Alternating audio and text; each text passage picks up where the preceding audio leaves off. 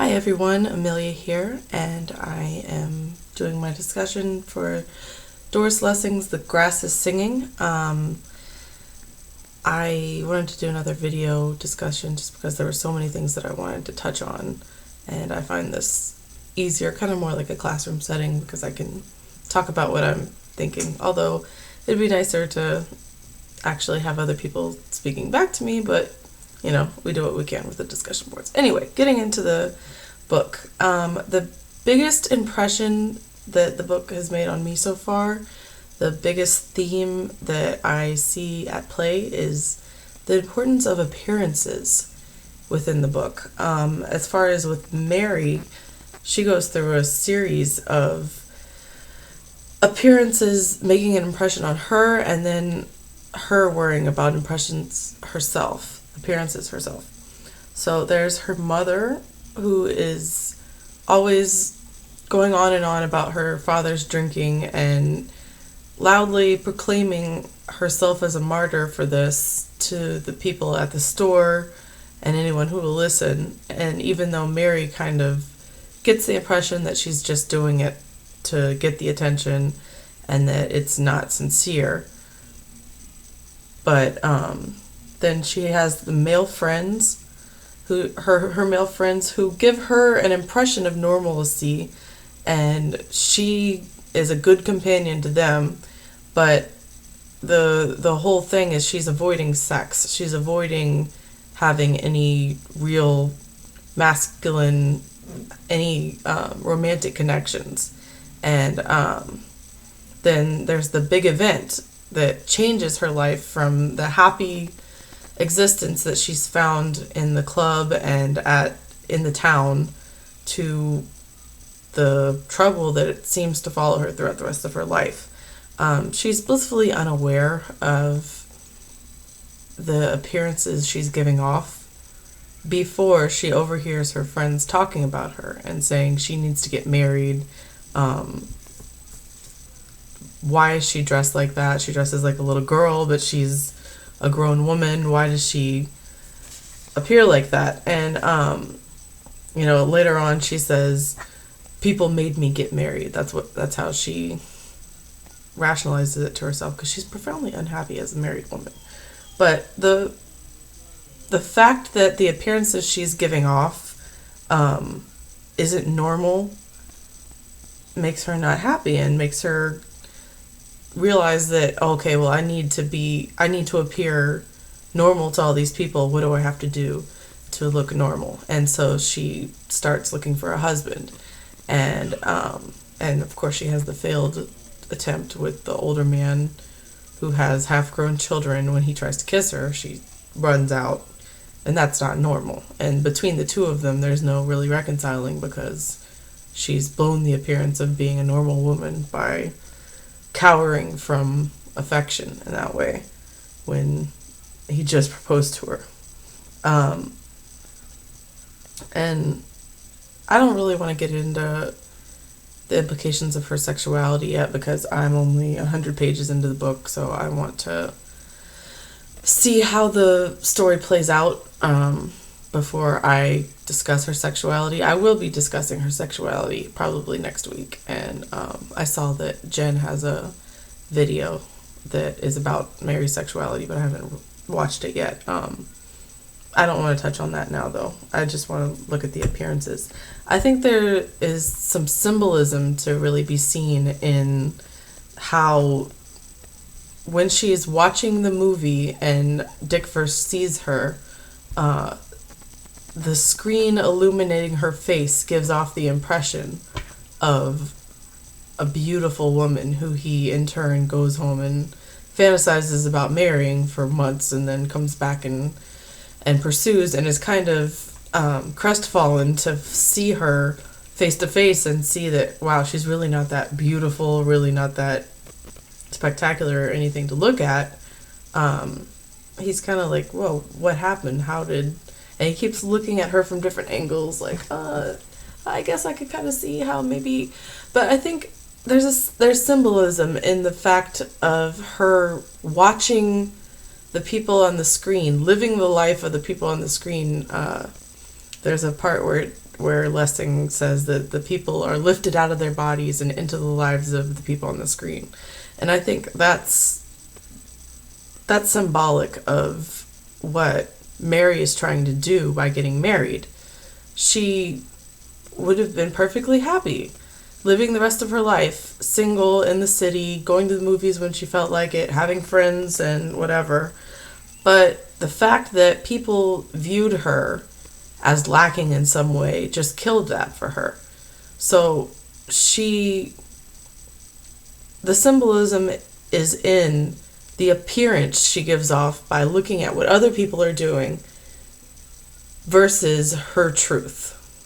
And the reality is the appearance she gives off looking at the movie is that she's beautiful and someone worth chasing, while the reality is when Dick sees her in person, he's kind of like, oh, well, I guess I'll marry you anyway because I don't really deserve a wife at all because I'm poor. Anyway,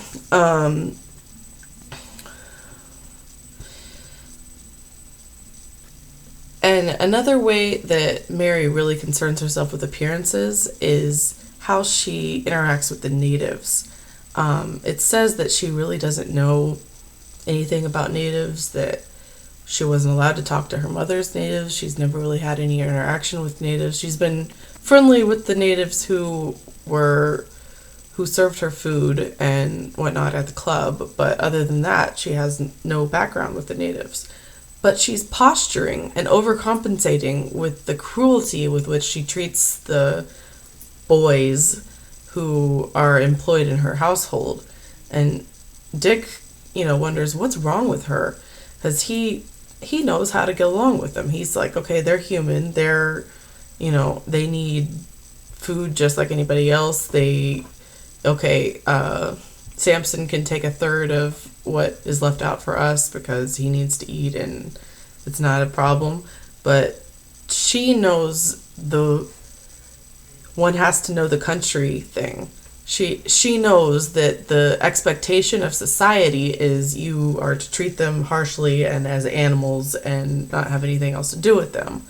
And because of that, as she has her own household and she's trying to do the marriage thing, she's trying to fit in with society, she treats her houseboys with cruelty. And especially, I was thinking, it's funny to me, the part where she's listening to him scrub the tub, and it's described in ways that she is just laboring, having to sit there and listen to him scrub that tub. But, the reality is he is the one physically laboring, scrubbing the tub, and hasn't had anything to eat. And finally he comes and says, hey, I'm going down to my hut to get some food because I've been doing this for hours on hours. And she kind of sheepishly like, oh, wow, like, I forgot to feed him. And her husband's like, he's a human, he has to eat.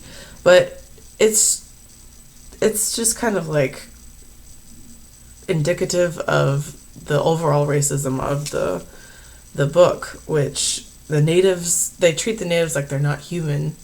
The part where she talks about how they can carry large loads without being strained because they were naturally made that way when they go down to get her groceries. And it's like, okay, do you think they were really just blessed by nature to be able to carry things without straining, or do you think you just assume that they aren't straining because of your preconceptions of the native people? Anyway, and even people who deserve respect, who are in a position of authority, like the policemen and the elders, they all refer to them as boys, which is like a concerted effort to make them less respected, to give off less respect. Mary, anyway, back to her posturing. She wrongly perceives that her neighbor is being fake when she says, oh, I remember when we were starting out and we didn't have all this stuff. And because of appearances, she would like to make a friend, but because of appearances, she thinks that she's being facetious to her, and so she cuts her off and doesn't form a friendship with her. Which is the damning thing for Mary socially. The Slatters are their closest neighbors, and to reject friendship from the closest female neighbor just maroons Mary as a social pariah, and it stays that way until she's murdered on her veranda. And so I think the big thing to take away here is that appearances ruined Mary's life. The worrying about appearances versus being true to herself is what ultimately ruined her. Now, I don't know yet exactly what happened between her and Moses. I can kind of guess, but I haven't read that far. So, I would like to point out that it's not just Mary who's worried about appearances, it's the entire country. You know, they repeat the line, one has to know the country, in the beginning, when they're basically saying, you have to know how we feel about the natives and how we're going to treat them, and you have to agree. They refuse to admit that a personal relationship has happened between a black man and a white woman. And I liked the quote on page 21. They characterized it as white civilization fighting to defend itself. And white civilization, which will never admit that a white person, and most particularly a white woman, can have a human relationship, whether for good or for evil, with a black person. For once it admits that, it crashes and nothing can save it. So, above all, it cannot afford failures, such as the Turners' failure. I thought that was interesting because it kind of implies that deep down you know that the natives are humans just like you are. I'm a white woman married to a black man, so that particularly resonates with me, just because thinking of the history in our country of racism and how, 50 years ago, 60 years ago, me and my husband wouldn't have been able to be married in many states. I'm from Texas as well, so there's a lot of racism still resonating in the state with regards to white-black relations. But I see a mirror in that quote of American relations with race relations and Jim Crow. Just that we can't afford to treat you humanely, because if we do, then we are recognizing that you are human as we are. And if we recognize that you are human, then the base treatment that we give you will not stand. Like, they rationalize poor treatment of the natives in this case and black people in the American case by saying, well, they're not really human. Well, they're 3/5 of a human. Well, they're not like us. They're different. They're base. They're savages.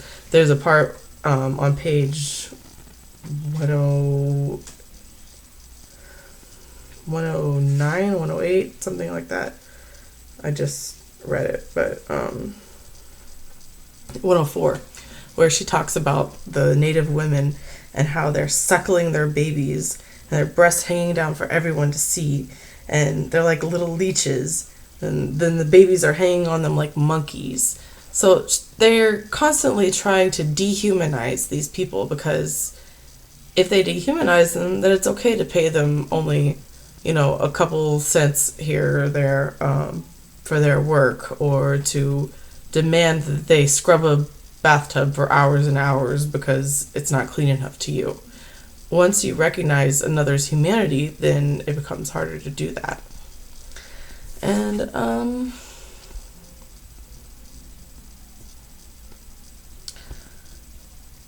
I think that about sums up where my thoughts are right now with the novel. I welcome your thoughts, questions, disagreements, whatever. I hope to hear from you all soon. Thanks.